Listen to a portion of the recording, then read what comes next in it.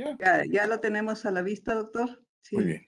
Entonces, buenos días bienvenidos a- al simposio de hoy, el simposio de aspectos moleculares de las enfermedades metabólicas. El día de hoy contamos con la presencia del distinguido doctor Sergio Godínez Gutiérrez. Es un reconocido académico e investigador. Me voy a permitir decir pues un breve currículum. Él es un médico endocrinólogo, internista por la Universidad de Guadalajara. Fue jefe de la División de Medicina del antiguo hospital, profesor titular de la especialidad en endocrinología en la Universidad de Guadalajara, profesor de profesor de clínica de endocrinología en la Universidad de Guadalajara también, y profesor invitado de diversas universidades del país, Nuevo León, Nayarit, Guanajuato. También fue presidente de la Sociedad Mexicana de Nutrición y Endocrinología, también expresidente de la Sociedad Jalisciense de Endocrinología.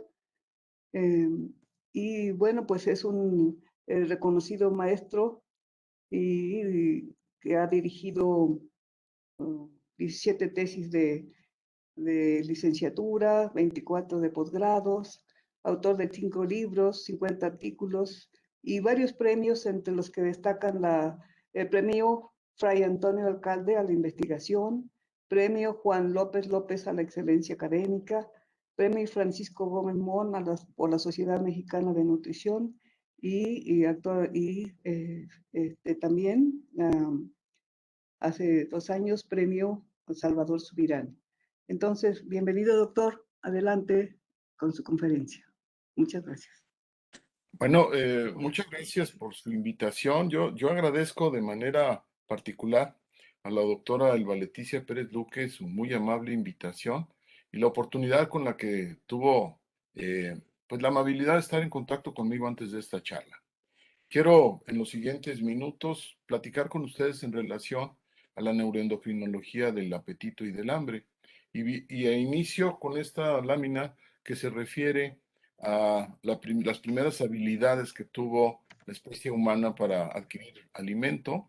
A partir, pues, de la evolución inicial, nosotros identificamos homínidos apenas de 8 a 6 millones de años antes de nuestra era, y ellos tenían todavía las costumbres adquiridas de sus ancestros de utilizar fundamentalmente para su nutrición frutos silvestres. Hay una transición que duró aproximadamente 3 millones de años hasta el Homo habilis, que tuvo ya la capacidad de utilizar la proteína junto con la fruta, porque tuvo la oportunidad de manejarse ya en sabanas en lugar de estar constreñido a los bosques.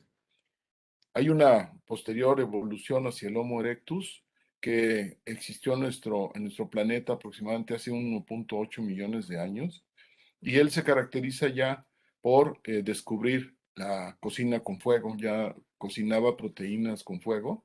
Y luego hubo una evolución hasta el Homo sapiens que se dio aproximadamente hace 800.000 años, en donde ya el Homo sapiens aprendió a sembrar, aprendió capacidades de agricultura y mezclaba las proteínas ya con cereales obtenidos del desarrollo de la propia agricultura.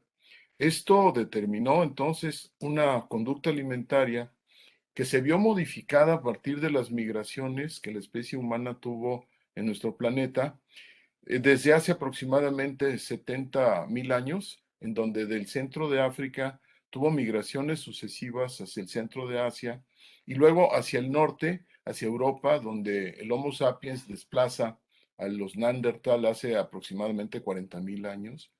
Y otra parte de la migración se dio hacia el sur, hacia la parte de Australia.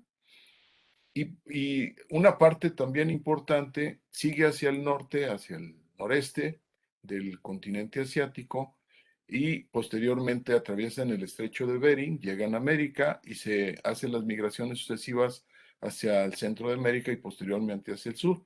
En este tipo de migraciones, lo interesante es entender cómo el gasto metabólico en reposo se fue adaptando sucesivamente a las condiciones climáticas del planeta, de tal forma que las personas que se establecían en latitudes muy frías tenían un gasto metabólico en reposo muy elevado que les permitía sobrevivir a este tipo de climas.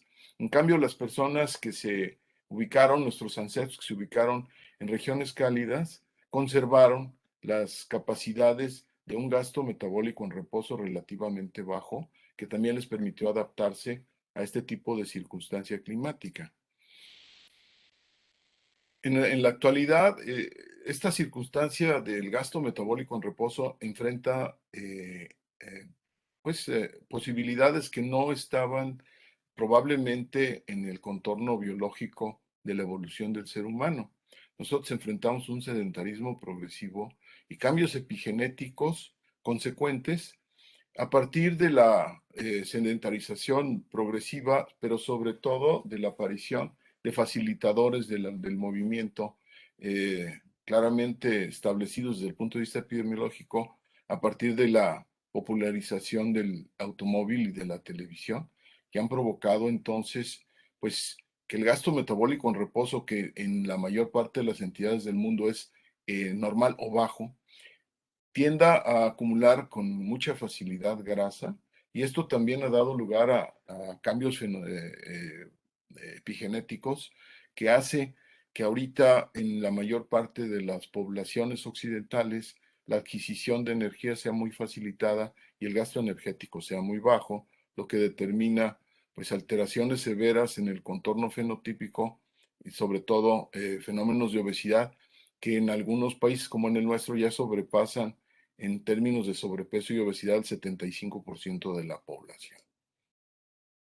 Eh, esta circunstancia de alteraciones en la manera de adquirir energía se acompaña de fenómenos biológicos de respuesta, como el fenómeno de inflamación crónica, que determina finalmente las enfermedades que van a acortar la vida y la calidad de la misma en el ser humano, como las enfermedades cardiovasculares, las enfermedades malignas, las enfermedades que afectan a la conducta, como la depresión, la reducción de la capacidad de respuesta inmune, enfermedades neurodegenerativas, alteraciones en la integridad de los tejidos como la sarcopenia y la osteoporosis, y la condición de inmunosenescencia que establece que el paciente con alteraciones de la nutrición, ya sea para obesidad o para desnutrición, tenga una reducida capacidad para respuesta a agresores externos. En general, la nutrigenómica promueve la idea de que nuestros genes y nuestros alimentos determinan el tipo de enfermedades que vamos a padecer en el futuro. No, no es tan sencillo, existen interrelaciones a partir de códigos genéticos, de genómica específica y de cambios epigenéticos que interactúan de manera puntual con las circunstancias del microbioma o de la microbiota intestinal y con el medio ambiente para dar lugar a los fenotipos sanos o enfermos que nosotros conocemos. Estas interrelaciones, cada vez que se conoce un poco más, se vuelven mucho más complejas de entender. Y esto es lo que justifica probablemente eh, el análisis de un aspecto que está fuertemente involucrado con esta circunstancia ya descrita, que es el apetito y el hambre. En general, en términos de análisis conductual, el hambre estimula la posibilidad de seleccionar con anticipación el tipo de alimento que nosotros queremos, ingerirlo, generar placer hedónico, tener saciedad, satisfacción que van a dar lugar al cese del apetito. Este tipo de circunstancia no es tan sencilla y no depende por completo de las conductas en su momento determinadas por neurotransmisión. Existen elementos del sistema nervioso central involucrados de manera puntual desde la selección del alimento que vamos a ingerir hasta la cantidad y la calidad de los mismos. Este tipo de estructuras se encuentran desde luego en la corteza prefrontal, en la amígdala, en el hipocampo, en el hipotálamo, en el cuerpo estriado y en la corteza visual y parietal, que nos dan lugar a habilidades cognitivas, emocionales, componentes homeostásicos biológicos, recompensa al tipo de selección alimentaria que nosotros hemos tenido y finalmente al tipo de alimento que se adquiere. Este tipo de conducta no es tan sencillo, decía yo, explicarla a partir de emociones. Desde luego que las emociones son importantes y la percepción del tipo de comida que nosotros vamos a seleccionar, pues determina también eh, la percepción de la eh, calidad, de la cantidad, para llevarnos a un estado de saciedad y en ese proceso nosotros elaboramos señales que van a ser capturadas por eh, péptidos o transformadas en péptidos endocrinos que se sintetizan fundamentalmente en el tubo digestivo y que envían señales a través del núcleo del tracto solitario a los elementos superiores del sistema nervioso central que van a determinar entonces la conducta alimentaria específica.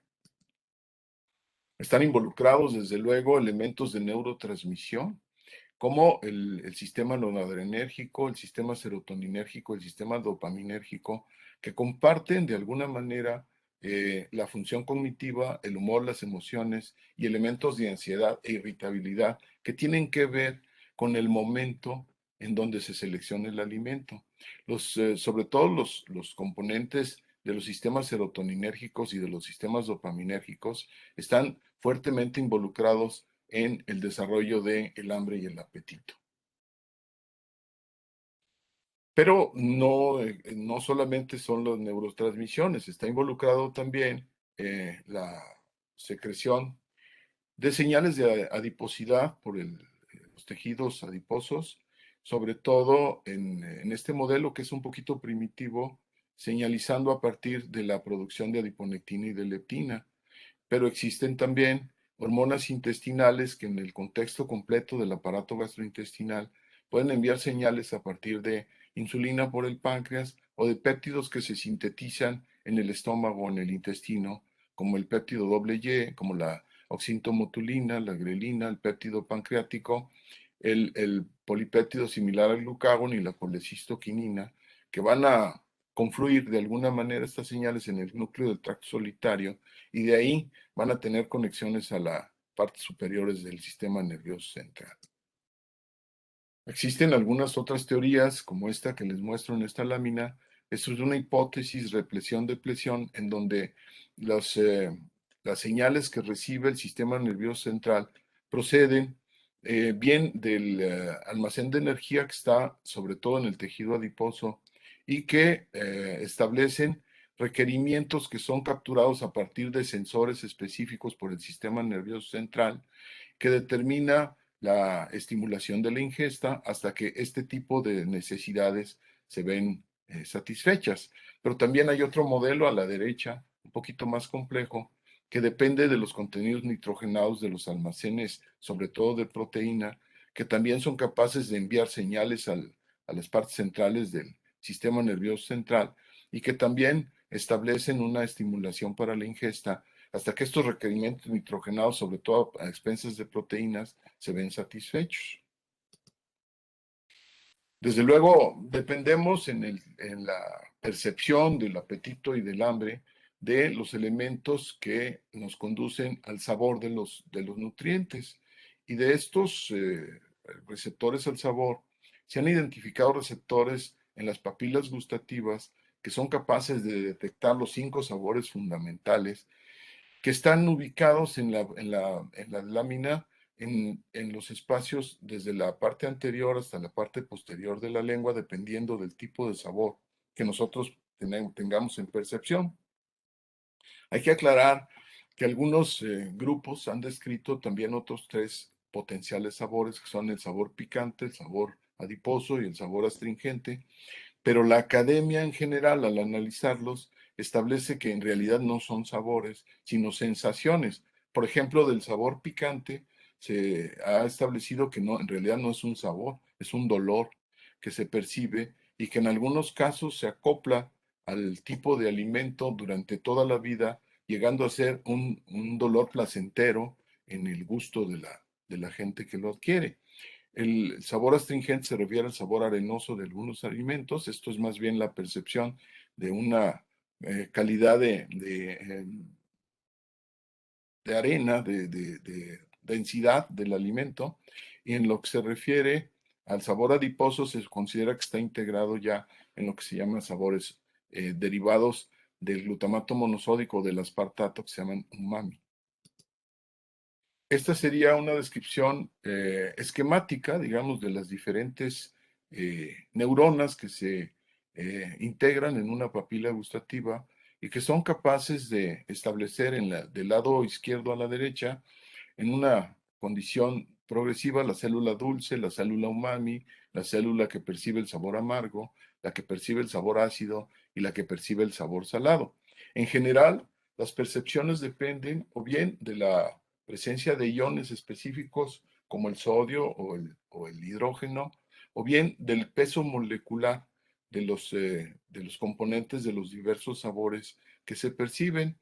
En general, en las tres primeras neuronas que están aquí, en las tres primeras células que están aquí esquematizadas, se captura el sabor a partir de receptores específicos que tienen calidad en general de proteínas G y que, por ejemplo, reciben nombres especiales, como en el caso del dulce, la gusducina, y que establecen su señalización a partir de la fosfolipasa C, estableciendo actividades dependientes del calcio que abren o cierran canales específicos en las membranas celulares y que determinan cambios de voltaje que se capturan en la parte final de la célula y que pueden establecer conexiones a las neuronas específicas a partir de señalizaciones de ATP o de transmisiones paracrinas o de serotonina, como se ve en los modelos de la célula que percibe el ácido o en la célula que percibe lo salado. Aquí tienen ustedes un esquema también a partir del cual las proteínas que tienen conformación de proteínas G con 7 dominios transmembrana señalizan a partir de decía yo, de la proteína G, en este caso llamada alfa-gusducina, que percibe sabores dulces y umamis y que señaliza a partir del sistema de fosfolipasa B, beta 2, después del IP3, del trifosfoinositol, establecen señalizaciones para la condición de activación de canales de calcio intracelular que son capaces de activar canales transmembranales que finalmente, y a partir sobre todo en este caso del canal denominado panexina, de permitir la translocación de ATP que va a establecer pues una comunicación específica con las neuronas que perciben el sabor. Una vez que se lleva a cabo este tipo de fenómenos, entonces a través de vías gustativas aferentes se envía la señalización a la corteza anterior o corteza piriforme del sistema nervioso central o al tracto al solitario, al núcleo del tracto solitario, que van a establecer conexiones superiores posteriores y que reciben también señales provenientes ya del tracto gastrointestinal a partir de gránulos secretores de diferente naturaleza que ahorita vamos a revisar y que determinan finalmente las respuestas del sistema nervioso central en términos de secreciones salivales y en términos también de modulación de secreciones hormonales propiamente dichas. Estos son los péptidos que se liberan en las diferentes zonas del aparato gastrointestinal. En el estómago se libera gastrina, grelina y somatostatina, que tienen que ver con la estimulación o regulación del apetito, todos ellos. En el duodeno, colecistoquinina, motilina, polipéptido Y, serotonina, péptido similar al glucagón. En el colon, péptido Y, serotonina, y en el intestino delgado, colecistoquinina, péptido similar al glucagón, serotonina y somatostatina, entre otras. El sistema nervioso central, cuando recibe este tipo de señalizaciones por neuronas aferentes, las captura, decíamos, en el tracto, en el núcleo de tracto solitario y las envía a estructuras superiores en donde estamos hablando de manera específica de la corteza prefrontal, del cuerpo estriado, del hipocampo, del núcleo combado, del área tegmental ventral, del hipotálamo y de la amígdala, que tienen que ver con la evaluación y toma de decisiones en cuanto a tipo, aspecto y calidad del alimento, con el gusto y el olfato del propio, con el placer que puede provocar el propio alimento, con motivaciones para repetir o no repetir dicho alimento, que se almacenan en términos de memoria y aprendizaje en estas estructuras superiores del sistema nervioso central. Y aquí tienen ustedes entonces un esquema que les muestra la aferencia, es decir, la percepción de señales periféricas, en este caso no peptídicas, a partir de la activación proveniente del nervio vago, de los cuerpos olfativos y gustativos y del área postrema, que confluyen en el núcleo de tracto solitario y que se envían como neuronas aferentes a las diferentes áreas del sistema nervioso central en términos superiores y que determinan las percepciones emocionales, las percepciones al hambre, las percepciones al dolor y de alguna manera también participan en componentes de la conducta humana. No es tan fácil explicar a partir de solo emociones y participaciones de sistema nervioso central en la modulación del apetito. Tampoco es suficiente explicarlo a partir del sabor de los alimentos. Existen una serie de polipéptidos involucrados en las sensaciones de hambre y saciedad que tienen ustedes en la lámina que les estoy mostrando. Y en la parte de la izquierda son los péptidos que son capaces de estimular el apetito y el hambre y también que son capaces de regular de alguna manera el depósito de energía, provocando cuando existe hiperexpresión de estos péptidos, pues el fenómeno de obesidad. Cambio en la parte de la derecha, tienen ustedes péptidos involucrados en las señales de saciedad y que de alguna manera participan también en el acarreo de energía cuando esto es necesario de los depósitos corporales de la misma. Estos dos sistemas se supone que deberían estar en un equilibrio perfecto para condicionar un peso corporal correcto. Los péptidos señalizan también a núcleos específicos que existen en el hipotálamo, pero también en otros sitios del sistema nervioso central. Y aquí tenemos, por ejemplo, receptores específicos para los péptidos Y el neuropéptido Y en la corteza prefrontal. Tenemos receptores para los tipo 3 y tipo 4 de la melanocortina. En la corteza orbitofrontal lo mismo, los mismos tipos de núcleos.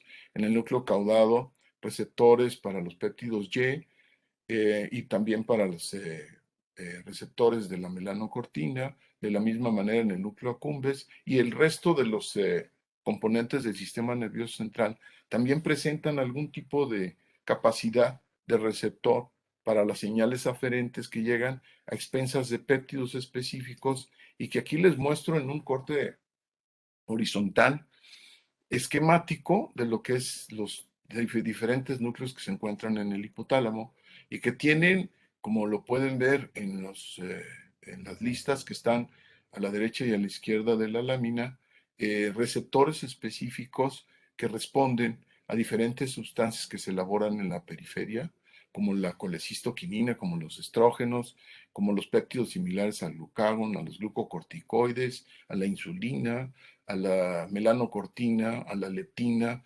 etcétera. Y esta es la manera como se integra ya el paquete, ¿no? A expensas de los péptidos. Se señaliza a partir del páncreas, por ejemplo, del tejido adiposo y del sistema gastrointestinal. Se envían estos estímulos al núcleo de tracto solitario.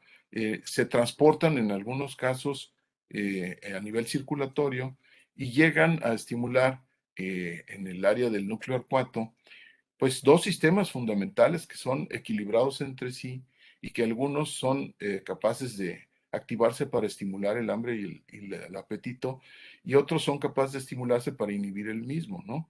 En el primer caso, por ejemplo, las neuronas que pueden inhibir el apetito, están integradas en el sistema de la propia melanocortina y del sistema del transcrito similar a la cocaína anfetamina, y que tiene que estar en relación de equilibrio con las neuronas que son capaces de sintetizar el péptido relativo a la proteína GUTI y el neuropéptido y en condiciones también de neurotransmisión GABAérgica.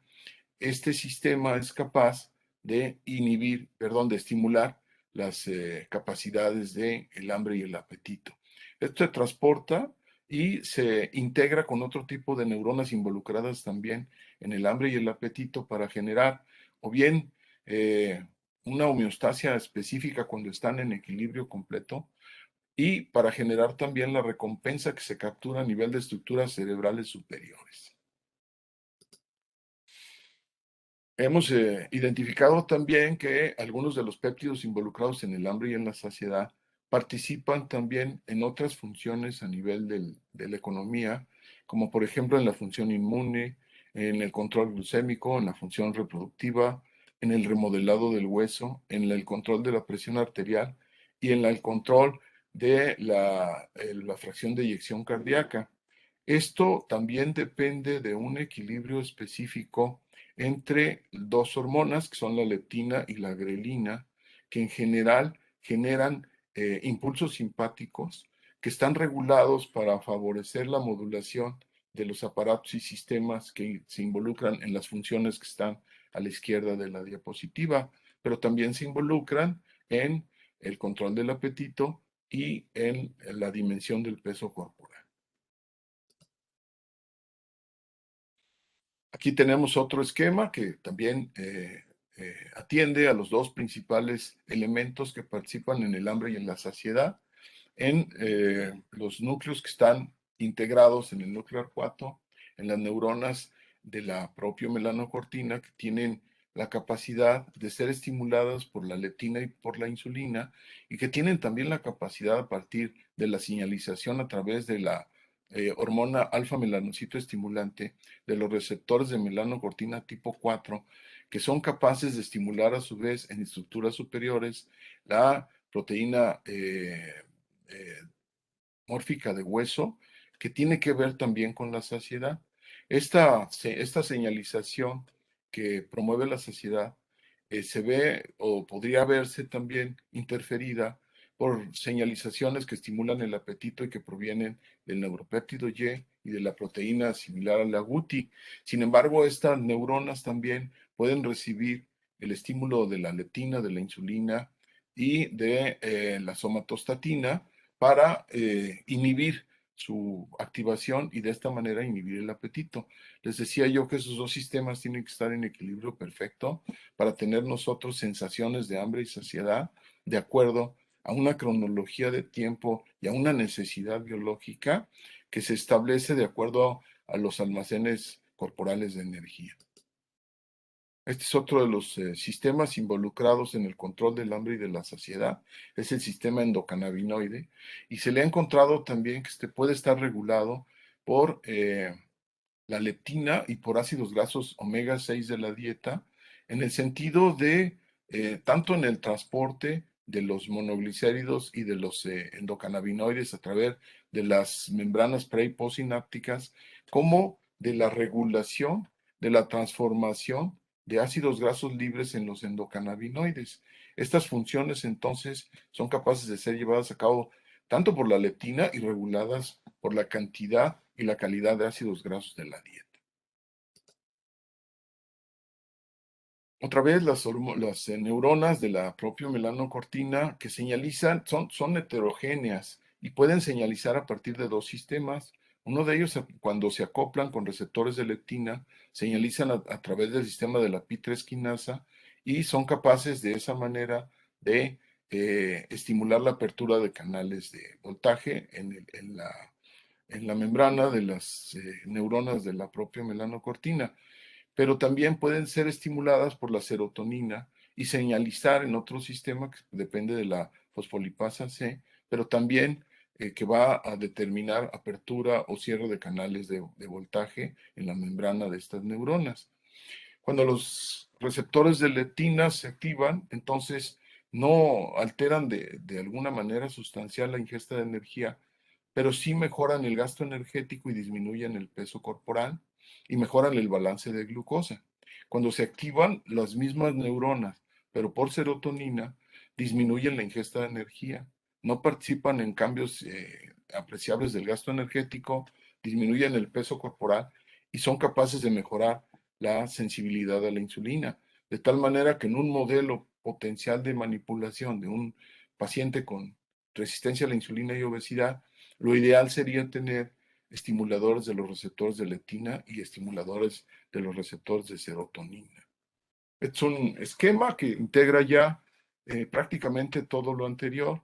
En la parte de la izquierda, las diferentes proteínas que participan en el control del apetito y la saciedad, y los núcleos a los cuales son capaces de llevar a cabo su trabajo en el sistema nervioso central, fundamentalmente en la corteza prefrontal y en el hipotálamo.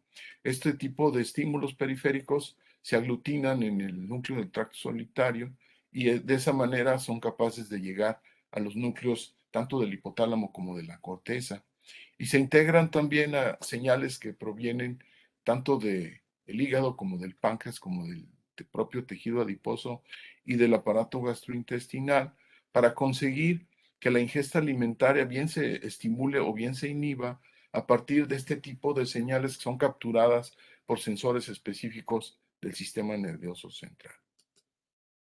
Es un modelo que pretende aclarar un poquito el anterior y otra vez alude al equilibrio que existe entre las neuronas de la propia melanocortina, que son básicamente inhibidores del apetito, y las neuronas que señalizan a partir del neuropéptido y de la proteína relativa a la GUTI, que son fundamentalmente estimuladoras del apetito y que deberían de estar en un equilibrio perfecto para permitirnos conservar nuestro peso corporal en una forma adecuada. Existen la señalización del tejido adiposo se lleva a cabo para estimular o para inhibir el apetito a partir de la represión o depresión de los contenidos de grasa en la célula adiposa. Aquí tienen ustedes que la célula es capaz de tener expansiones o reducciones que le permitan señalizar en este o en el otro sentido. Sin embargo, cuando esta capacidad expansiva de la célula adiposa se sobrepasa, entonces no solamente señaliza para que exista inhibición del apetito. El problema es que señaliza a partir de ácidos grasos libres que conducen a fenómenos de lipotoxicidad y que tienen que ver también con la aparición ya de morbilidades específicas que se integran dentro del síndrome metabólico y que serían ya objeto de un análisis diferente al de esta charla.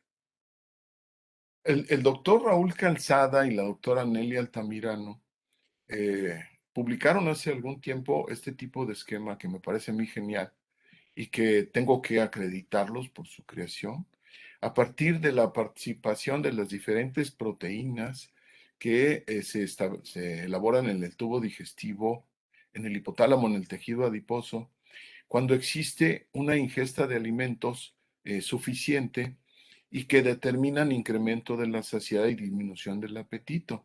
Este tipo de circunstancias, en el caso de una ingesta apropiada, una vez que se establece, pues disminuye el hambre, pero cuando la ingesta no es apropiada, entonces entran en función las neuronas del neuropéptido Y y de la neurona relacionada con el péptido agouti para controlar esta disminución del apetito y estimular a su vez, otra vez, la adquisición de energía. En los modelos de ayuno prolongado, la predominancia de estimulación proviene de este tipo de péptidos, el neuropéptido Y, la proteína relativa a la GUTI, y se establece también otro tipo de estímulos, por ejemplo, el estímulo de la grelina que se produce en el estómago, o de las orexinas, la supresión de los cannabinoides que estimulan la adquisición de energía a partir de la estimulación del apetito. Es un esquema integral que me parece muy bien hecho por parte de Raúl Calzada y de Nelly Altamirano. De alguna manera existe una relación fisiológica muy puntual entre la insulina y la leptina. Entonces, se supone que como efecto agudo, una vez que la insulina se acopla a su receptor en el tejido adiposo, lleva a cabo mensajes de señalización a partir del sistema de la Pi3 quinasa que permiten la translocación y la traslación de la proteína, es decir, de la leptina que se produce fundamentalmente en el retículo endoplásmico al aparato de Golgi, que la envía para su secreción posterior a la circulación. Es un efecto agudo de la insulina a partir del acoplamiento con su receptor, pero también puede llevarse a cabo un efecto crónico de la insulina, sobre todo en fenómenos de hiperinsulinemia, en donde a partir de la modulación del metabolismo de la glucosa permite la transcripción del gen OB para dar lugar a la proteína propiamente dicha, la leptina, y posteriormente, a partir ya de picos agudos de efectos insulínicos, secretar insulina a la, perdón, leptina a la circulación. Una vez que se secreta entonces la leptina, se acopla con su receptor y señaliza de una manera muy especial. La leptina es capaz a nivel molecular de autorregularse, porque una vez que se acopla a su receptor, es capaz de señalizar a través del sistema de la Pi3 quinasa y estimular en el núcleo celular la producción de proteínas que son capaces de suprimir la propia señalización de la leptina. Este es el caso de la proteína supresora de la señalización por citoquinas o SOX tipo 3, que inhibe, a pesar de estar acoplada a la leptina, la señalización post receptor de la misma y que se asocia también con inhibiciones de señalización que provienen de otras proteínas intracitoplasmáticas que se secretan cuando el fenómeno de la leptina es necesario reducirlo. Por ejemplo, la PTP1B, que está señalada en la parte izquierda de la célula. Y esto, pues, da lugar también a señalizaciones adecuadas de la propia proteína de la leptina o bien de hiperexpresiones de las proteínas supresoras con el fenómeno señalado en la parte derecha, en el modelo de la derecha en pacientes con obesidad. En estos pacientes se hiperexpresa el SOX3, o sea, la proteína supresora de citoquinas, y existen también estrés del retículo endoplásmico y con estimulación de los señalizadores que dan lugar a los inflamasomas y que producen inflamación crónica con apoptosis de la célula, con hipoxia de la célula del tejido adiposo. Entonces esto se llama resistencia a la leptina y no es difícil encontrarla asociada a la resistencia a la insulina. Cuando la leptina se acopla a su receptor, para poder señalizar a través del sistema canónico de la Pi3 quinasa, necesita tombolear los sustratos del receptor como se señala en la diapositiva. Es decir, una vez que se establece ese tipo de tomboleo o de movimiento de los sustratos del receptor, es cuando se da la señalización canónica de la leptina. Y cuando ya se acopla, tombolea y señaliza, entonces da lugar a estimulaciones de residuos específicos que tienen que ver con la regulación de la tensión arterial a partir de la regulación del afluente sanguíneo al riñón. Tienen que ver con la regulación de la homeostasis de la glucosa, con la termogénesis y finalmente en el sustrato 1138 con la supresión del apetito. Tiene otras funciones, la leptina, a nivel de hueso y cartílago, regula la masa del hueso. A nivel del sistema inmune es capaz de modular la activación del propio sistema inmune. Tiene otros blancos de función, como el riñón que les decía yo, tiene que ver con la modulación del aporte sanguíneo al riñón. Eh, Tiene que ver con la reproducción, tiene que ver con funciones vasculares de protección contra aterosclerosis o angiogénesis y desde luego tiene que ver con la regulación del apetito o saciedad. Existen modelos en donde se ha documentado deficiencia primaria de leptina. El primero de ellos descubierto por la doctora Farocchi y su grupo del Hospital del Rey en Londres, en donde encuentran una familia con deficiencia primaria de leptina y en la cual este tipo de deficiencia condiciona obesidad muy severa, condiciona una ingesta calórica que supera mucho al gasto energético y que tiene efectos a nivel cardiovascular de generación de hipertrofia ventricular. Esto es en modelos de deficiencia primaria, pero también y de manera mucho más frecuente, nosotros podemos tener modelos de resistencia a la leptina, en donde existe una producción adecuada de la proteína que llega al hipotálamo y que por razones de estrés del retículo endoplásmico o de hiperexpresión del SOX3 no lleva a cabo su función postreceptor y se produce un fenómeno parecido al de la deficiencia primaria con ingesta calórica muy superior al gasto energético y con fenómenos progresivos de ganancia de peso y de hipertrofia ventricular. Aquí tienen ustedes en la parte izquierda el modelo de leptina normal en un sujeto de peso normal y en la parte del modelo de la derecha la hiperexpresión de la proteína supresora de la señalización por citoquinas que inhibe las funciones de la leptina a nivel de sus residuos del receptor y que produce resistencia a la leptina con hiperleptininemia secundaria. Bueno, esto tiene que ver con actitudes clínicas, ¿no? No se justificaría probablemente una plática en el entorno médico sin que tenga que ver con actitudes clínicas. Y en este caso, por ejemplo, el modelo que les mostré de equilibrio entre las neuronas de la propia melanocortina y las neuronas del neuropéptido Y está puede modificarse a partir de estimuladores específicos del receptor tipo 2C de la serotonina, por ejemplo, por la lorcacerina, que es un inhibidor del apetito que ya se está utilizando en el mercado norteamericano y que pretende mejorar la condición de la saciedad.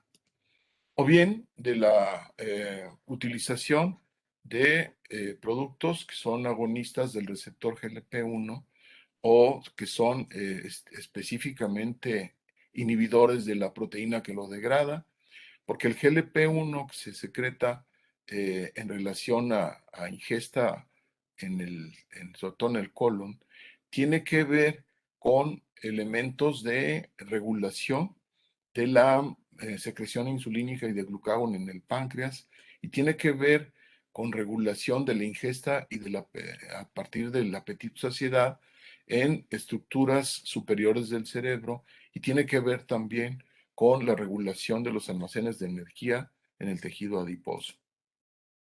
Este es un modelo diferente, se acerca a lo que se llama medicina de precisión y esta es la caracterización puntual del receptor de la melanocortina tipo 4, que es un receptor de calidad de proteína G con 7 dominios transmembrana y con rizos extra e intracelulares. En el extracelular está la terminal amino y en el intracelular la terminal carboxi, pero donde se han identificado alteraciones estructurales, algunas de ellas ya reconocidas como mutación, que tienen que ver con la pérdida de la función del receptor y por lo tanto con la pérdida de la capacidad de saciedad. Aquí tienen ustedes, por ejemplo, que existen pérdidas de las funciones completas o parciales y en algunos casos son o bien completas o parciales y en algunos otros casos se desconoce realmente si tienen que ver con la activación o no del apetito. Pero es importante establecer que este tipo de alteraciones estructurales modifican la respuesta a la melanocortina tipo 4 y tienen una expresión clínica específica en términos de obesidad. Entonces, hay modelos en donde ya se han identificado variantes moleculares de este tipo de receptor y que tienen que ver con la clínica. Por lo tanto, se han sintetizado ya estimuladores específicos de ese receptor y que están ya aprobados para su utilización en modelos monogénicos de obesidad, como modelos, por ejemplo, de deficiencia de PSCK o de modelos de alguna manera de Prader-Willi o modelos en donde hay deficiencia genética del receptor de MC4. Esta es una caracterización que llevó a cabo un grupo colaborativo de Inglaterra con Francia de alteraciones en puntos específicos del receptor de melanocortina tipo 4. Identificaron sobre todo este que está en amarillo para someter a pacientes que tienen esa mutación y que presentan obesidad como consecuencia a estimulaciones con un estimulador selectivo del receptor de melanocortina tipo 4 que se llama setmelanotide. Y sometieron a ese estudio durante 28 días 8 pacientes al estudio, 6 de ellos con la mutación que les mostré en la diapositiva anterior, contra placebo, 2 de ellos, y vean ustedes la diferencia en términos en 28 días de pérdida de peso en kilogramos y disminución de la cintura, que es muy importante por los efectos metabólicos que tiene la grasa visceral. Entonces, esto es una aproximación ya a medicina de precisión, identificando modelos especiales monogénicos de obesidad y biomarcadores que permiten establecer la respuesta.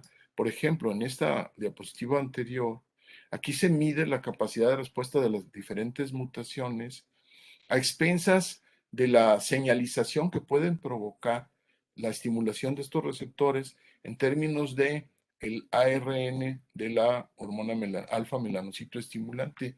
Entonces, de esa manera se establece cuáles de estos modelos son más responsivos y cuáles son menos responsivos. Este es el resultado entonces de esos estudios y este es probablemente, si no el presente, si el futuro del tratamiento de algunos tipos de obesidad. Yo quisiera terminar entonces esta charla con estas conclusiones, son 4. En realidad el apetito es el deseo de ingerir alimento que se percibe como hambre. Y existen todas las formas de vida superiores y sirve como regulador del ingreso de energía para mantener las necesidades metabólicas. Es el resultado de una interrelación biológica puntual entre el tejido adiposo, el sistema digestivo y el sistema nervioso central.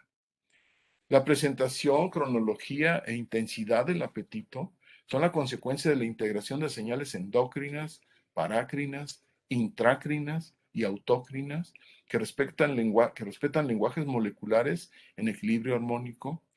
Y cuando existen alteraciones de este sistema neuroendocrino, entonces tenemos distorsiones conductuales que provocan en última consecuencia problemas clínicos severos como la anorexia y la obesidad.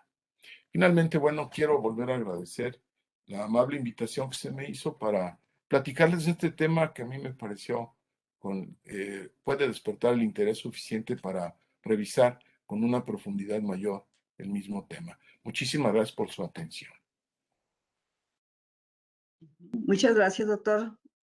Como siempre, sus conferencias son de gran actualidad, sobre todo en las condiciones en las que pues prevalecen en México en cuanto al control del apetito, que es propiamente pues es un descontrol que nos lleva pues a la obesidad. Se desayuna abundante, se come abundante y se cena abundante. Parece que esa señalización de la saciedad es lo que nos está, en parte, lo que nos está perjudicando. Doctor, muchas gracias. Si quisiera permanecer con nosotros, vamos a tener una segunda plática y luego atendemos algunas preguntas.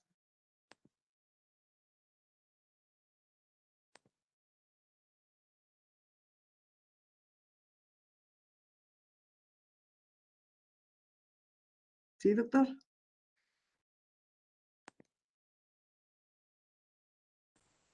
Perdón, no las escucho. ¿Sí ya me escucha, doctor? ¿Sí me escucha, doctor?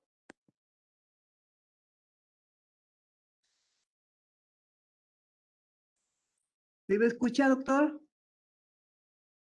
Tú sí te escuchas, Elba. ¿Sí me escucha? ¿Los demás me escucha alguien? Sí, Elba, sí se escucha. Tú sí te escuchas. Sí se le Ah, escucha, ¿Sí doctora. me escucha? Sí se escucha, doctora. Sí se escucha, doctora. bueno, lo que pasa es que el doctor me dice que no escuchaba y entonces, ¿Se cerró el micrófono?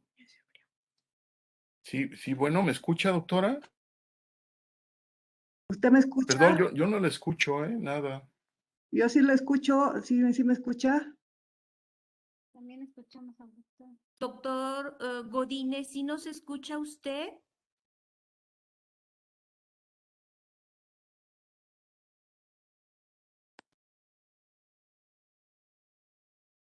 Creo que apagó sus bocinas.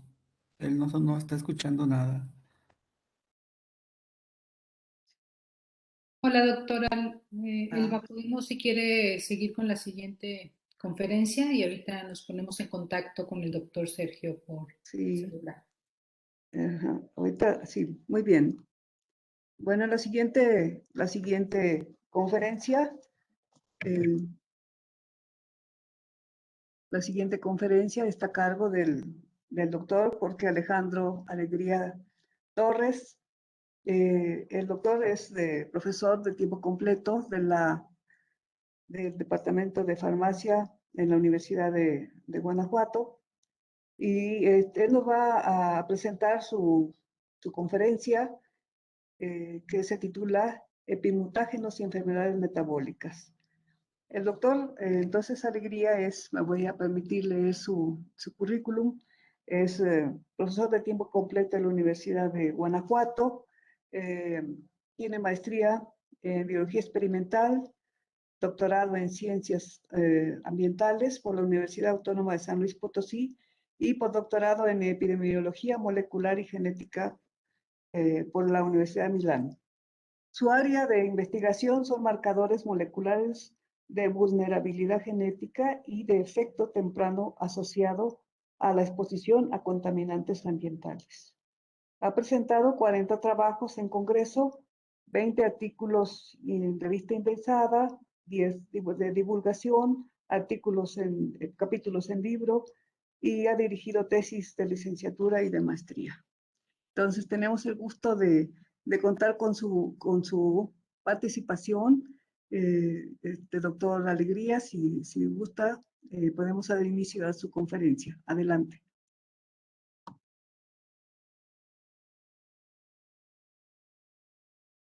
Hola, muy buenos días a todos. Creo que ya ven mi pantalla, ¿verdad? Y también me escuchan.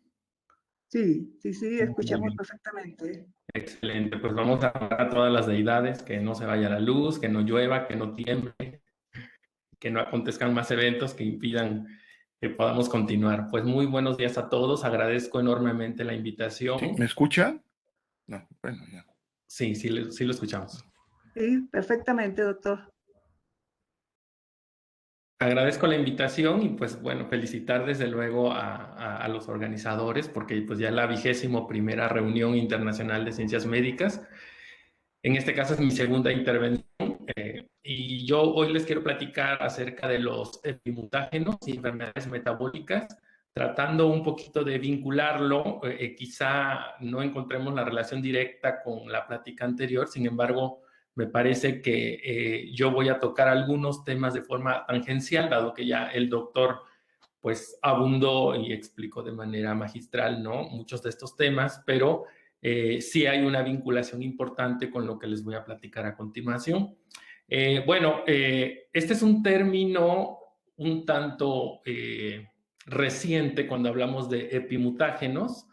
Y la definición, vamos a partir de definiciones enciclopédicas, de un epimutágeno es un agente químico que es capaz de alterar el estatus epigenético.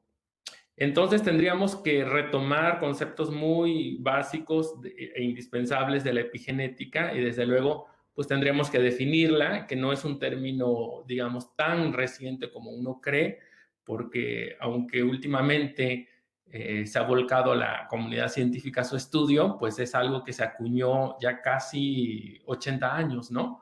Por Conrad Waddington y que la definió como el estudio de los mecanismos por los cuales el genotipo produce el fenotipo en el contexto del desarrollo. En otras palabras, esas diferencias que podemos apreciar en los fenotipos cuando el genotipo es el mismo, hablamos de los gemelos que son monocigotos, pues esas diferencias se deben básicamente a cuestiones epigenéticas. Y la epigenética tiene 3 características fundamentales, que es un proceso completamente natural, como veremos en algunas diapositivas y que está ahora cada vez más conocido en la naturaleza, en diferentes especies, se lleva a cabo por enzimas.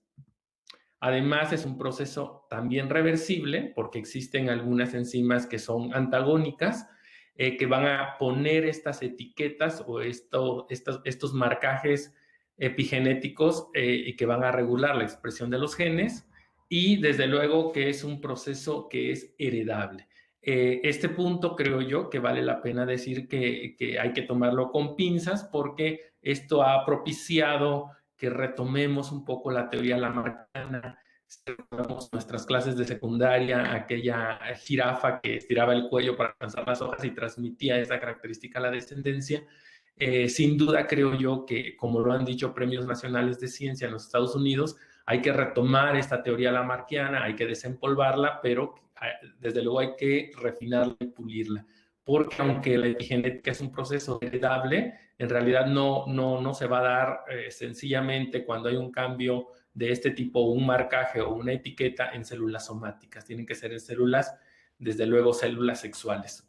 Y esto explica por qué razón es posible que tengamos regiones altamente expresadas en el genoma, mientras que otras están silenciadas, ¿no? Lo que conocemos como la heterocromatina y la eucromatina se debe básicamente a etiquetas epigenéticas que van a regular que ciertas partes del genoma estén activas, mientras que otras no lo estén. Y también a través de la epigenética podemos entender que la expresión de genes se da de forma particular y de manera diferenciada según la línea celular. A partir de células germinales, podemos tener durante la embriogénesis una gran diversidad, cientos de tipos celulares, y cada célula tendrá una función diferente, tendrá un perfil de expresión de genes diferente según el contexto biológico, y esto se debe básicamente a epigenética. ¿Por qué razón? Si el gen de la insulina lo tenemos también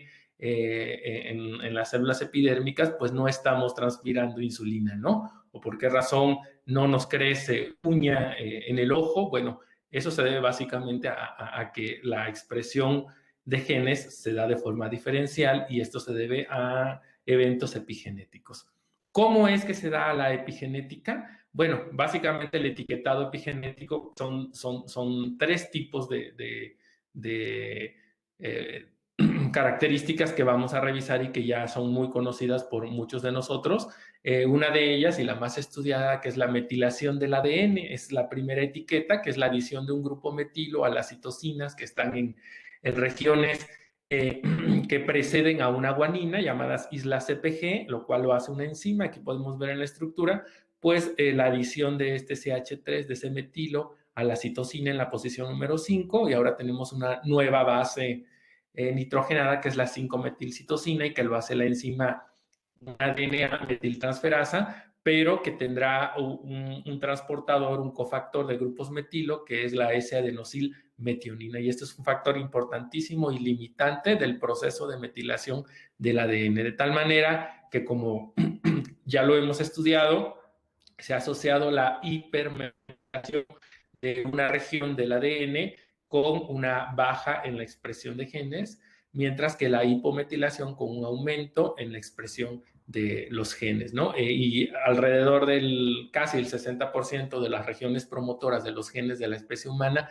pues se regulan por metilación. Tienen islas CPG que son susceptibles a metilación.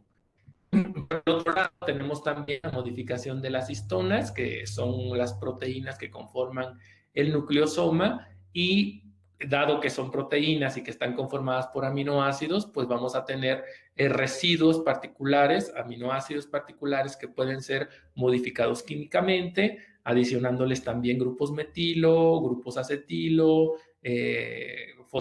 grupos fosfato, pueden ser ubiquitinados.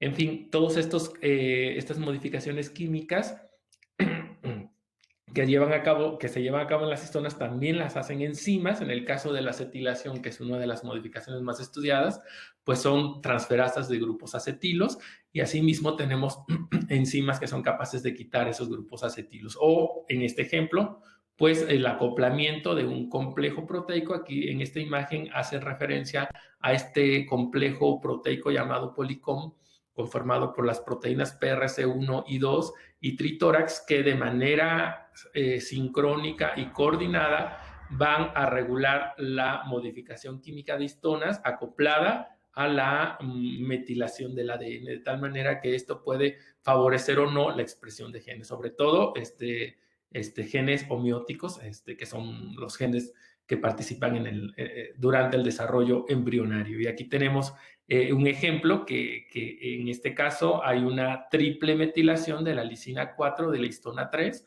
o la triple metilación de la lisina 27 de la histona 3, esto acoplado a este complejo proteico, de tal manera que vamos a tener la apertura o la condensación cromática para que esto permita que toda la maquinaria de transcripción tenga mayor acceso, funcione mejor, favoreciendo la expresión de genes.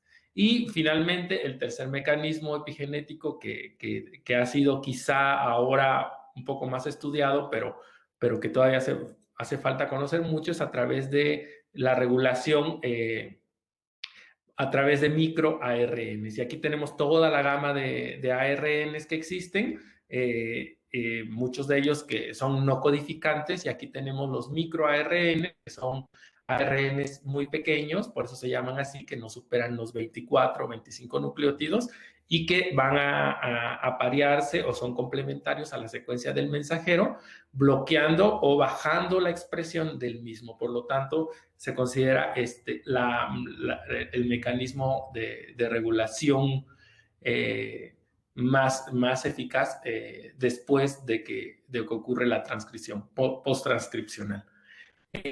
Y bueno, como les decía, si hacemos una revisión en las especies y poniendo aquí las más representativas, y sobre todo que son modelos de interés en la investigación, en el caso de las plantas tenemos el modelo de Arabidopsis thaliana, una planta que puede tener una reproducción asexual a través de la apomixis, y que a pesar de ello se ha observado que podemos tener cambios en el fenotipo dependiendo de las condiciones del entorno, ¿no? Aunque el genotipo es exactamente el mismo. Entonces estamos hablando de un proceso epigenético. Lo mismo pasa con Caenorhabditis elegans, en donde también se ha observado que el ambiente es capaz de regular y de modificar incluso la apariencia que pueden tener estos organismos en función de la temperatura, por ejemplo, o de la nutrición.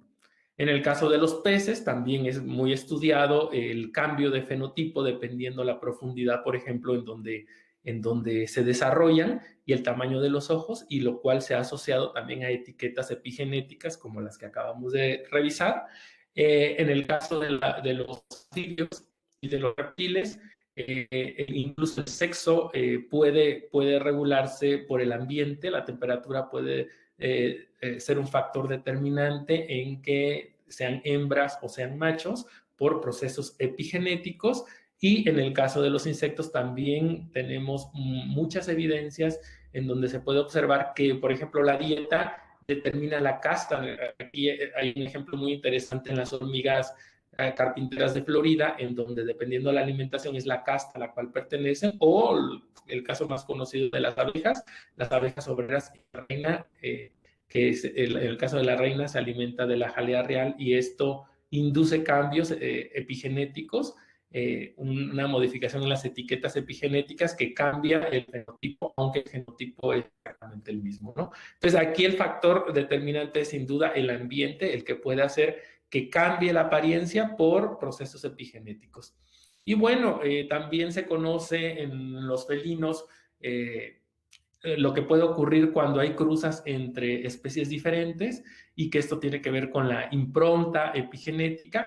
Incluso en humanos esto también se sabe que ocurre la impronta epigenética, de tal manera que aunque nosotros, si vemos un cariotipo, seríamos quizá incapaces de reconocer en los cromosomas somáticos cuál proviene del padre y cuál proviene de la madre, lo cierto es que sí es posible a nivel epigenético saber la procedencia de cada uno de las cromátides hermanas, dada el patrón epigenético que heredan, ¿no? En el caso, por ejemplo, de los felinos, si tenemos una cruza de un león con una tigresa, bueno, los leones van a tener metilado el gen inhibidor del crecimiento, como mencionábamos, esto se asocia con una reducción en la expresión y por lo tanto, si hay esta cruza en los tigres, la impronta se da en el cromosoma de la hembra. Por lo tanto, el resultado es que vamos a tener una doble inhibición del gen inhibidor del crecimiento y vamos a tener como resultado un ligre, que es un animal gigante, pero pasa exactamente lo contrario si se da la cruza entre un tigre con una leona, ¿no? En donde no tenemos ninguno de los dos, ninguna de las dos cromátides o epialelos con una etiqueta de metilación y por lo tanto hay una inhibición de la inhibición por ambas líneas progenitoras, lo que da como resultado una especie que es muy pequeña, que es el tigón, que es exactamente lo opuesto. Y en el caso de los humanos, bueno, sabemos también que el cromosoma X, por ejemplo, en las mujeres puede tener también una hipermetilación, dado que está duplicada la información genética, uno de ellos está apagado y se da por procesos de metilación. Pero en el caso, si hablamos de enfermedades, tendríamos que mencionar algunos de los síndromes que se asocian a procesos epigenéticos, como el síndrome de Angelman, en donde lo que ocurre normalmente es que el gen de la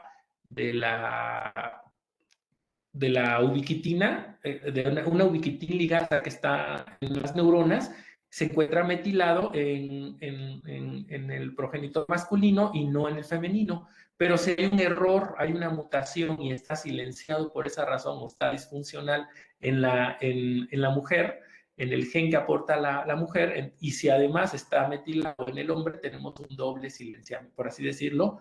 No hay funcionalidad de esta ligasa de ubiquitina y esto lleva a un retardo mental conocido como síndrome de Angelman. Entonces, es un ejemplo de cómo también la epigenética está muy relacionada con las enfermedades. De hecho, la epigenética tiene que ver con tres procesos fundamentales en la vida. Uno de ellos es la regulación.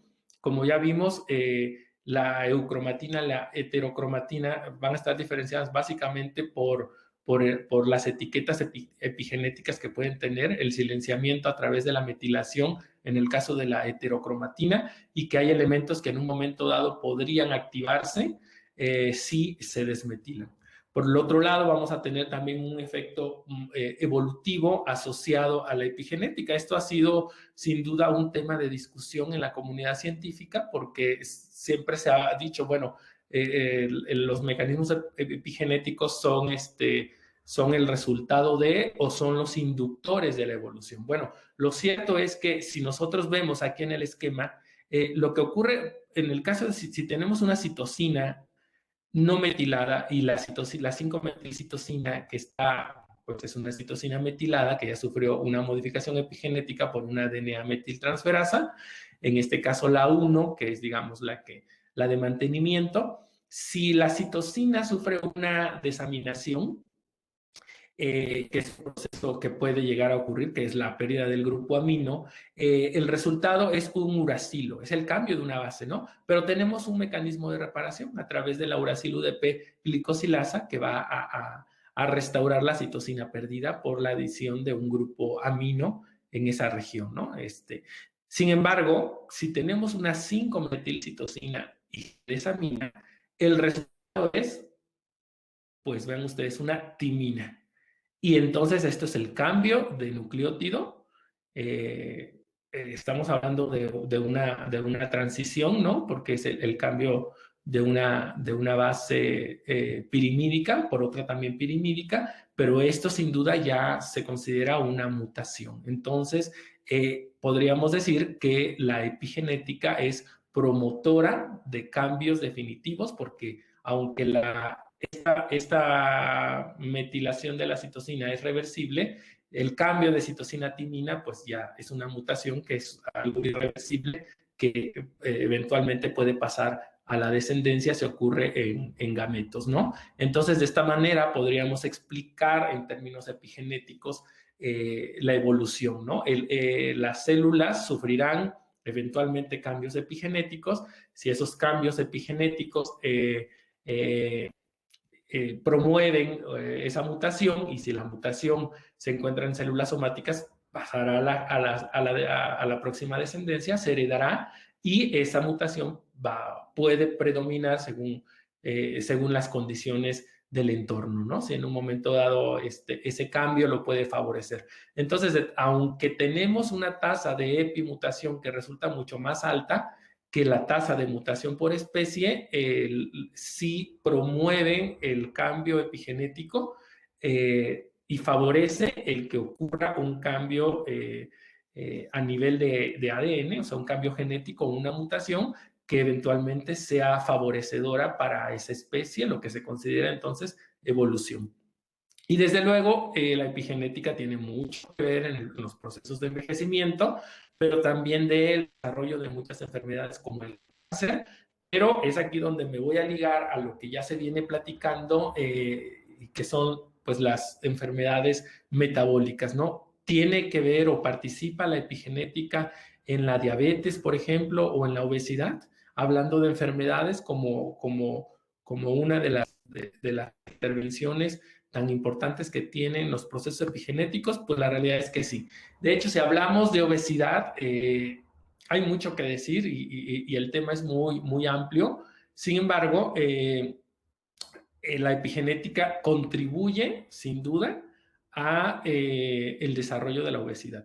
Pero a su vez, también la obesidad, un estado de obesidad, también modifica los patrones epigenéticos. De hecho, cuando se han evaluado perfiles epigenéticos globales, o sea, en el genoma completo de personas con normopeso y personas que son obesas, pues el patrón cambia notablemente. Pero es muy interesante ver que el estilo de vida, como es el ejercicio, ¿no? E incluso una intervención quirúrgica, por ejemplo, un bypass gástrico, puede hacer que este patrón de metilación cambie después de la intervención, ¿no? Entonces, esto da pie a discutir mucho sobre el papel que tiene la epigenética en el desarrollo de la obesidad. Lo cierto es que si hablamos de genes de manera particular, pues tendríamos primero, número uno, pues definir en qué célula se va a evaluar esta epigenética, ¿no? En qué línea celular. Y aquí están algunas evidencias, y estoy señalando porque pues el tiempo apremia y no podríamos abundar a lo mejor en mucho de ellos, pero menciono quizá algunos muy notables en donde hay un cambio epigenético en personas obesas, por ejemplo, en las regiones promotoras de estos genes, y que por lo regular se asocia con hipermetilación, lo que conlleva un silenciamiento del gen, por ejemplo, de esta CPT1A, que es la carnitina palmitoiltransferasa, y que es una enzima que va a participar en la beta-oxidación de ácidos grasos de cadena larga, ¿no? O este factor inducible por hipoxia. Tenemos también otros genes que tienen un papel muy importante básicamente en el metabolismo de los lípidos, ¿no? Por ejemplo, este supresor de la señalización de las citocinas, que es un regulador negativo de la respuesta inflamatoria, y esto se ha observado, por ejemplo, en células en circulación, en sangre, en linfocitos básicamente, pero en tejido adiposo. También se ha visto que hay en personas obesas una hipermetilación, por ejemplo, de las DNA metiltransferasas. También en tejido adiposo se ha observado este mismo factor inducible por hipoxia y el sustrato receptor de la insulina, que sufren una modificación epigenética, y que esto puede llevar al desarrollo de la obesidad, o puede favorecer entonces a través de una interrupción o una modificación en el metabolismo de los lípidos a la acumulación de grasa.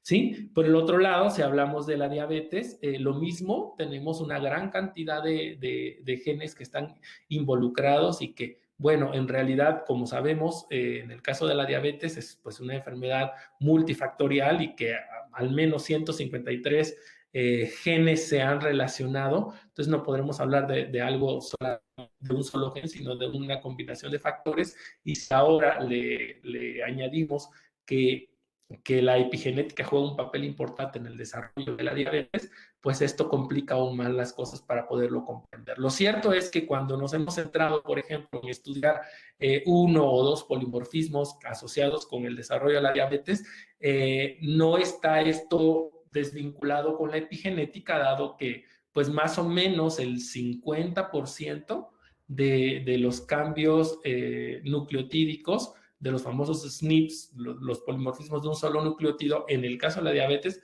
en estos cerca de 153 genes, pueden modificar las islas CPG, es decir, pueden hacer que desaparezca una isla CPG o pueden hacer que aparezcan nuevas. Por lo tanto, ahí es la vinculación que existe entre el cambio en la secuencia del ADN y la epigenética, tomando en cuenta, desde luego, solamente la metilación del ADN, ¿no? Y bueno, aquí también tenemos una gama de genes que participan en diferentes tejidos en el desarrollo de la diabetes y que también se ha observado que hay un cambio en el patrón de metilación en cada uno de ellos y que esto puede favorecer el desarrollo de la diabetes y que básicamente van a ser genes que tienen que ver con la secreción de insulina y con el metabolismo de la glucosa. Bueno, entonces,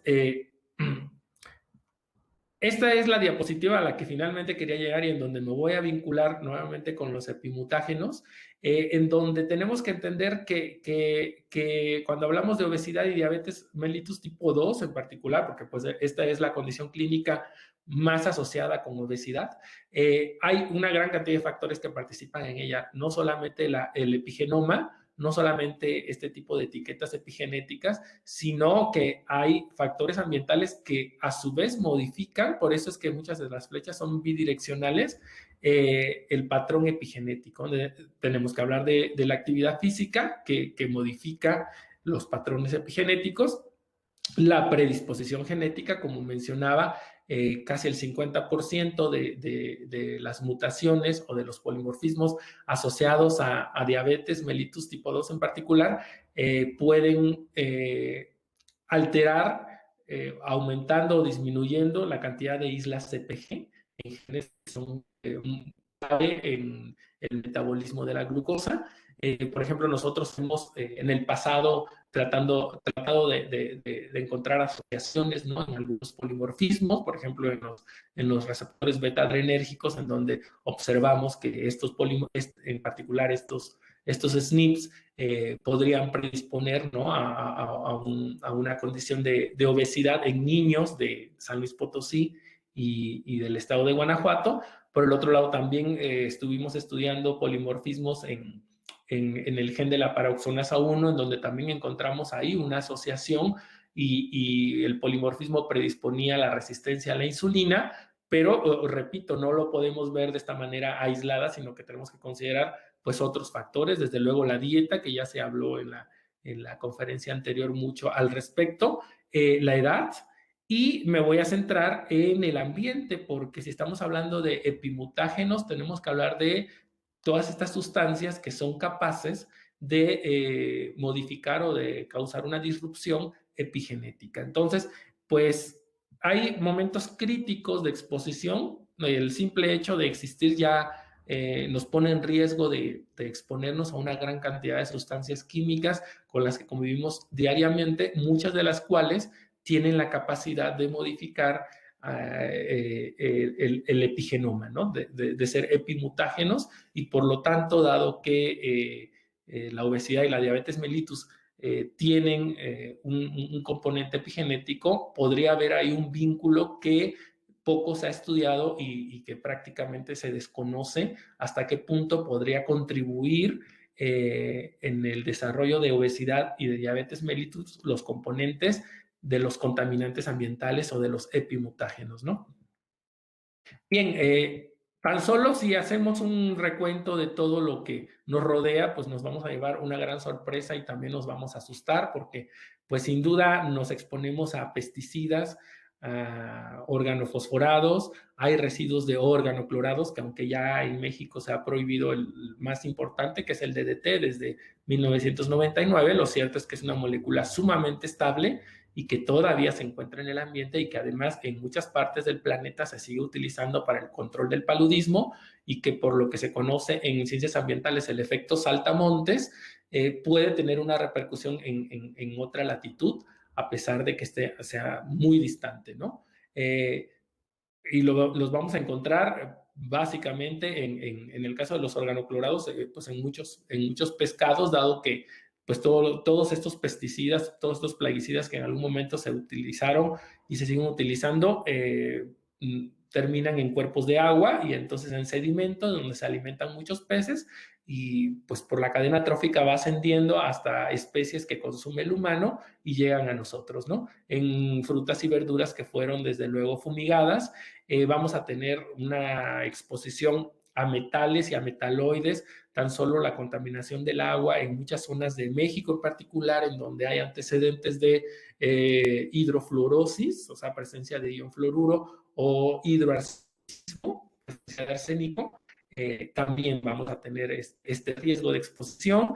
El caso del plomo, por el uso tan extendido en México del barro vidriado, que tiene esta película de Greta, que no es otra cosa más que óxido de plomo 2, 99.9%. Entonces, después de haber preparado un alimento, desde luego va a haber una lixiviación de ese metal que estaremos ingiriendo, ¿no? Parabenos que se utilizan en muchísimos cosméticos, ¿no? Como preservantes, como antibacterianos, los PBDs, que son retardantes de flama, y bueno, están tan difundidos que, curiosamente, en una tarde de esparcimiento, cuando uno anda curioseando en los centros comerciales, me llamaba la atención en un centro comercial cómo promocionaban incluso estos colchones súper cómodos que decían, bueno, además tienen su cubierta de retardante de flama como si fuera un plus, pero en realidad pues es donde dormimos, estamos en contacto directo con estas moléculas que son disruptores endocrinos. Tenemos a todos los perfluorocarbonos que están en los sistemas de refrigeración y bueno, los PBDs están prácticamente no solo en los colchones, sino que en toda la tapicería, en muebles, está toda la basura electrónica que tiene PCBs, ¿no? Los circuitos y en los plásticos donde están los talatos y el bisfenol A. Todas estas sustancias que aquí aparecen son sustancias a las que nos exponemos a diario y el gran riesgo es que tienen la capacidad de atravesar la barrera placentaria y por lo tanto estamos hablando de que existe una exposición in útero a las mismas. Y como sabemos, hay momentos críticos, si regresamos al tema de la epigenética, en donde ocurre una desmetilación y cambia el patrón de metilación desde en la gametogénesis. En la parte de arriba vemos la línea en verde que nos representa el grado, por ejemplo, de etiquetado epigenético y podemos ver cómo durante la gametogénesis, en la organogénesis y después nuevamente completando el ciclo de vida del ser humano, vamos a tener nuevamente cuando se forman los gametos, pues ya en la vida adulta, en la etapa reproductiva, cambios en los patrones de metilación. Entonces, justamente donde están estas señales de advertencia son los momentos quizá más críticos porque esos cambios epigenéticos que se pueden dar por todas estas sustancias que mencioné anteriormente pueden repercutir y de hecho pueden contribuir al desarrollo de enfermedades durante la vida adulta. ¿Sí?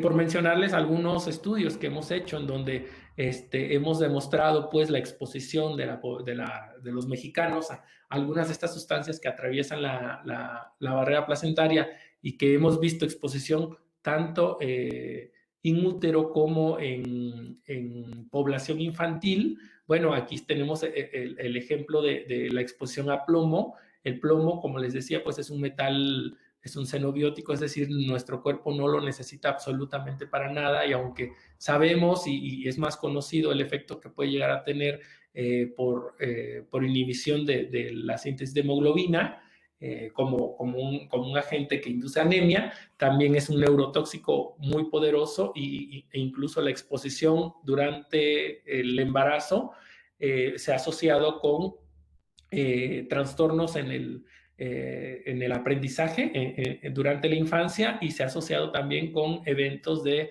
violencia social durante la adolescencia, ¿no? Y esto desde luego por la neurotoxicidad que puede inducir.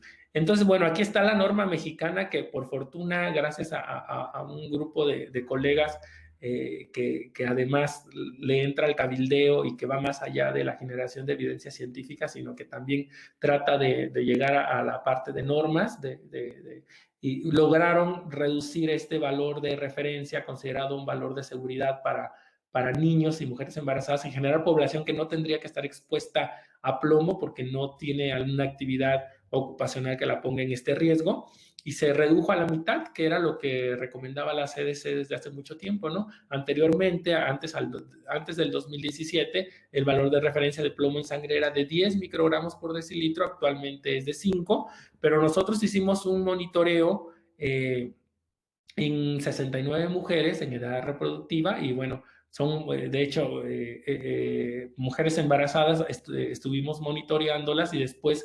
que aceptaron participar en este estudio, pues evaluamos en sangre de cordón umbilical los niveles de plomo en esas muestras y lo que observamos es que pues prácticamente hay plomo en todas las muestras, ¿no? Cosa que no tendría que ser. Solamente el 5% supera el valor de referencia, pero independientemente de eso es un elemento que no tendría que estar presente, no tendría por qué haber exposición, o sea, aquí esperaríamos no detectables y no es así. Por el contrario, tenemos valores importantes de plomo, por lo que tenemos exposición a contaminantes desde la vida intrauterina. Por el otro lado, si ya pasamos a la etapa infantil, pues tenemos que también hemos demostrado que al menos en Salamanca, niños de Salamanca, vean este dato, el 98% de los niños muestreados, que fueron 88 participantes de niños en edad escolar, y la quinta parte tuvieron valores de arsénico y de plomo superiores a lo recomendado, a los valores de norma.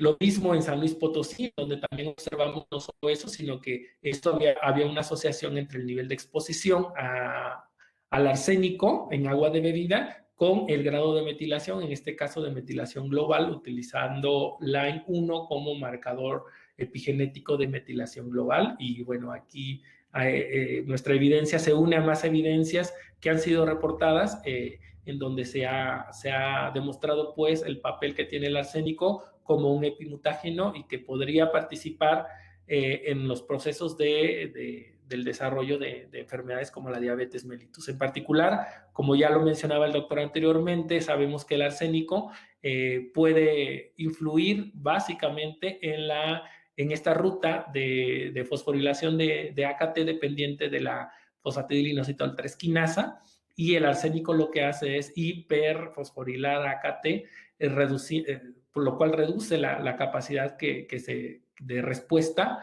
en este caso a la insulina en células dependientes de la misma, ¿no? En este caso hay una disminución o un bloqueo de la translocación del transportador 4 a la membrana y por lo tanto no tenemos ingreso de glucosa a la célula. Entonces, estos genes, particularmente por el arsénico, pueden sufrir modificaciones epigenéticas, lo cual podría definirse como el mecanismo diabetogénico del arsénico por esta vía, ¿no? No olvidando que el arsénico es un tóxico que utiliza grupos metilo para ser eliminado y por lo tanto los grupos metilo que se destinarían para la regulación epigenética de la metilación del ADN pueden ser sustraídos o puede bajar la reserva, en particular de SAM. Aquí les muestro solamente este diagrama que corresponde al ciclo del carbono 1, en donde no debemos olvidar que el acarreador de grupos metilos, en este caso la S-adenosylmetionina, tiene que ser restaurada a partir de metionina y de folatos de la dieta. Entonces aquí es donde el ambiente cobra un papel importantísimo, además de varios cofactores que son vitamina, como la 2, la 6 y la 12, y por lo tanto, si no tenemos el aporte nutricional y además exposición a arsénico, vamos a tener, por ende, una hipometilación, una baja en los niveles, en las reservas de SAM, un aumento de la S-adenosil-homocisteína, y lo cual lleva, porque directamente la S-adenosil-homocisteína es un inhibidor de las metiltransferasas. Entonces, el mecanismo por el cual el arsénico induce trastornos epigenéticos es básicamente por la reducción de grupos metilo y la inactivación de las DNA metiltransferasas. Y bueno, el tiempo apremia, quisiéramos abundar más. Esto lo toqué de manera muy general solamente con el arsénico, pero la realidad es que retomando esta imagen y no perdiendo de vista que la obesidad y la diabetes mellitus tipo 2 pues son enfermedades metabólicas que son multifactoriales y que tienen un componente genético, no debemos olvidar que el ambiente tiene un papel muy importante y no solamente me refiero al ambiente hablando de dieta y estilo de vida, sino también a la exposición a contaminantes que pueden alterar el patrón epigenético, ¿no? Entonces, la toxicodinamia de los epimutágenos va a ocurrir por mecanismos epigenéticos. Esta conclusión es más bien una pregunta que queda abierta porque hace falta muchísimo todavía por investigar y por estudiar. ¿Pueden estos tóxicos aumentar la tasa de epimutación? Porque sin duda se requiere investigación sobre cambios epigenéticos por exposición a mezclas de epimutágenos durante la vida intrauterina. Y desde luego el efecto que puede tener un epimutágeno no es el mismo cuando está en presencia de otro, ¿no? Porque existe, por lo tanto, interacción toxicológica, ¿no? La exposición intrauterina a tóxicos puede impactar, desde luego, en el crecimiento, desarrollo y metabolismo en la vida adulta y alterar la memoria epigenética, contribuyendo al desarrollo de obesidad y diabetes mellitus tipo 2.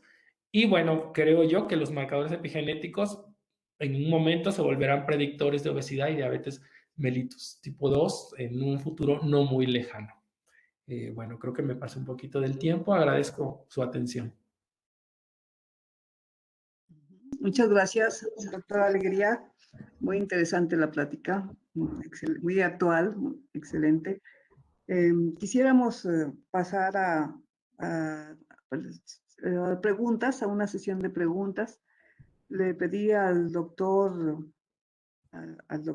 Godínez si se podía volver a conectar, a ver si nos hace favor. Y si tienen alguna pregunta, el auditorio para el doctor Jorge Alegría.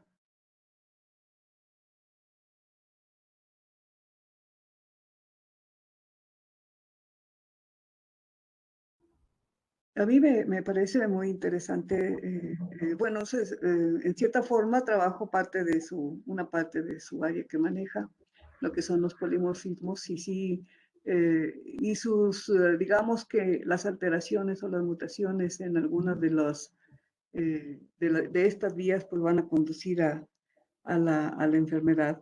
Claro que y también a mí me pareció también muy interesante que presentaras esta charla, esta conferencia, porque hay que considerar los mecanismos epigenéticos en el sentido más amplio que se tiene, no solamente asociado a enfermedades, sino también a la evolución. Gracias a cambios epigenéticos, también nuestro cuerpo, evolución, no solamente evolucionamos en forma evolutiva en el sentido de como especie, sí, ¿no? También son mecanismos que existen y estamos y vivimos con ellos en cada momento de nuestra existencia. Esa es una manera de concientizar acerca de los mecanismos epigenéticos. ¿Tengo un poco de razón, doctora Alegría? Sí, claro, así es. Pues es bien complejo y no está desvinculado como lo mencionaba, ¿no? O sea, de hecho, habría que ver incluso si estos polimorfismos que pues hemos estado estudiando, ¿no? Están vinculados también a procesos epigenéticos, o sea, forman parte a lo mejor de una región que es regulada epigenéticamente, ¿no? Y el cambio de ese nucleótido puede favorecer, por ejemplo, la hipermetilación o la hipometilación. Sí, así es. ¿Nadie ha hecho alguna pregunta? ¿Los participantes tienen interés en alguna pregunta? Sí, estoy viendo unas preguntas. Hay una pregunta de Lucero. A ver, sí, adelante, Lucero.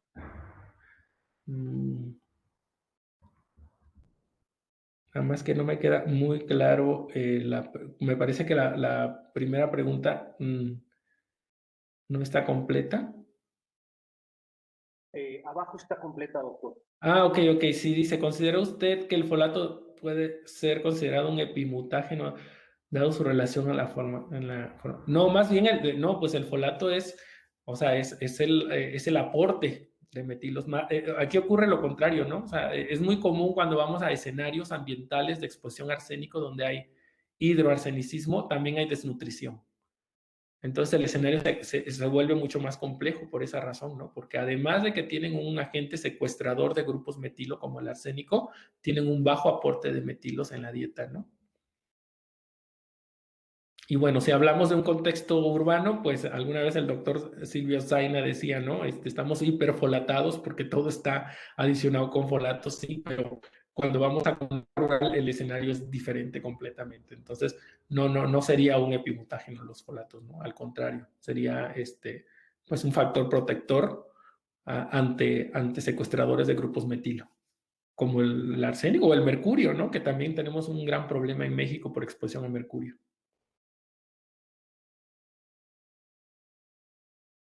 Elba, en el chat hay otra pregunta, si me permites la hago. Sí. Dice, el término epigenética me parece nuevo y me gustaría saber en qué momento de la vida se dan los procesos epigenéticos, solo durante la gestación o a lo largo de nuestra existencia. No, pues se dan a lo largo de la existencia, ¿no? O sea, hay momentos críticos, como mencionaba y como presentaba yo en el esquema, básicamente en la gametogénesis. Y aquí, pues, digamos que una ventana de vulnerabilidad importante es la vida intrauterina, sobre todo cuando se está gestando una hembra, una niña, porque ahí ocurre parte de la gametogénesis. O sea, una niña ya nace con cerca de 500,000 ovocitos, ¿no? Entonces, ahí, por lo tanto, la exposición intrauterina tiene un impacto no solamente en la generación inmediata, sino en la futura tercera generación, porque eventualmente, pues, esa mamá embarazada de una niña, pues, va a ser abuela, ¿no? Entonces, toda su descendencia por esa línea materna, hasta la tercera generación se puede afectar epigenéticamente.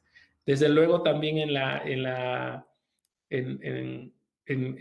bueno, en el proceso de desarrollo embrionario es fundamental ahí y después, pues, en la etapa ya reproductiva en el caso de los hombres, ¿no?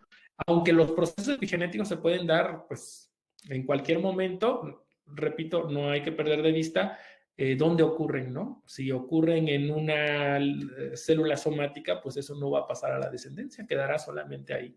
Y es por eso que hay que ser muy delicados y ahí existen muchos metaanálisis al respecto, porque podemos llegar a tener conclusiones erróneas cuando solamente se está evaluando un tejido, por ejemplo, en donde eso no representa, pues, al organismo completo, o ese cambio epigenético no va a pasar a la descendencia, porque, pues, esa modificación que se dé en esa línea somática no trasciende. Gracias, doctor. Elba, no sé si ya pudiste ver las preguntas en el chat o quieres que las siga haciendo yo. Doctora Elba.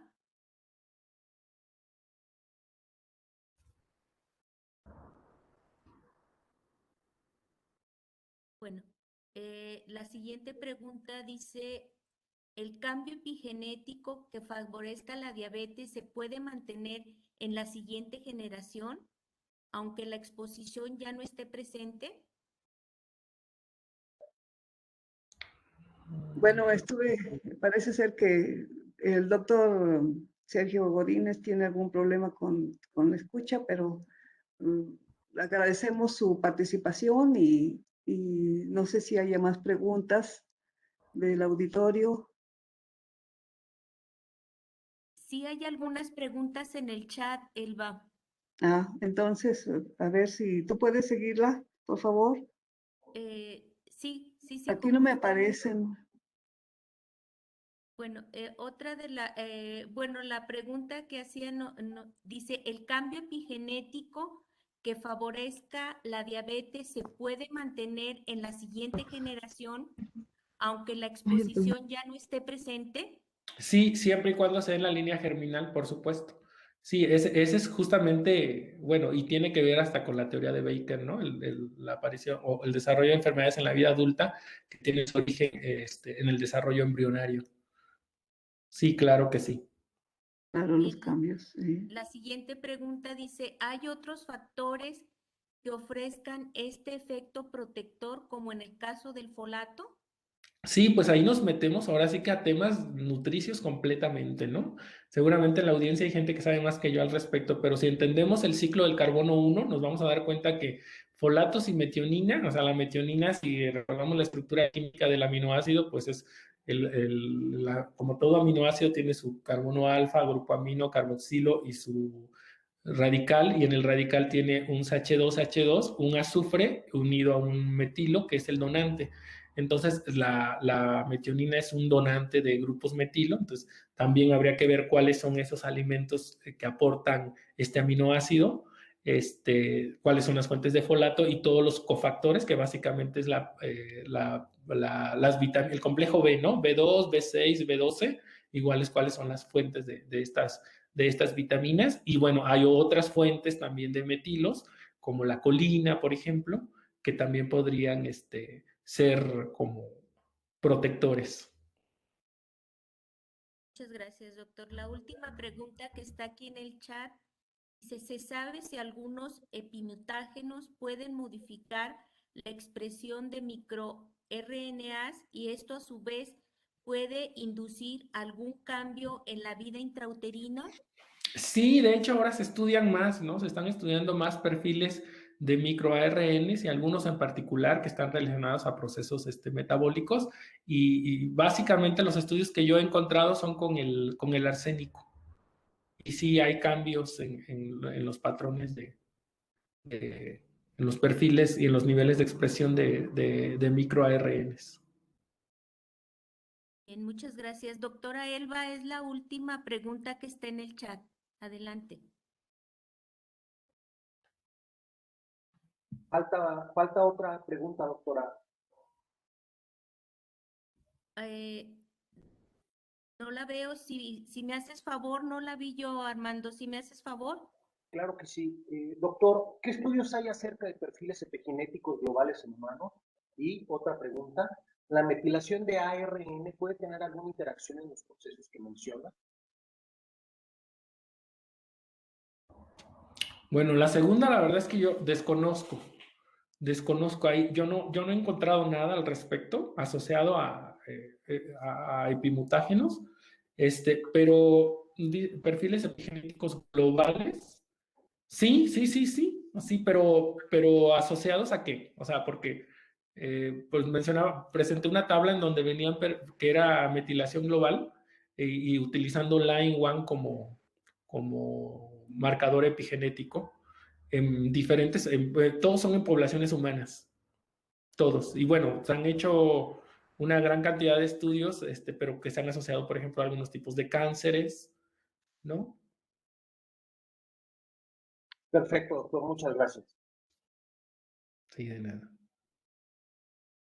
Elba, ya son las últimas preguntas. Si quieres concluir, por favor. Gracias.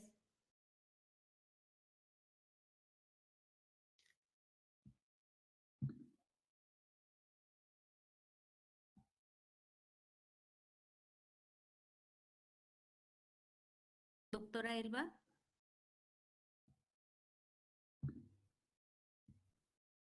Bueno, pues parece que tiene algún problema la doctora Elba. Perdón. Adelante, adelante. Sí.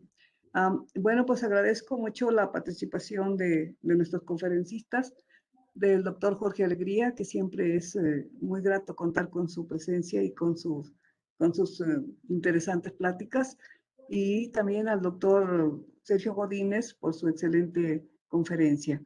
Bueno, con esto terminamos este simposio y bueno, pues espero haya sido llenados las expectativas que nosotros nos propusimos. Muchas gracias. Gracias.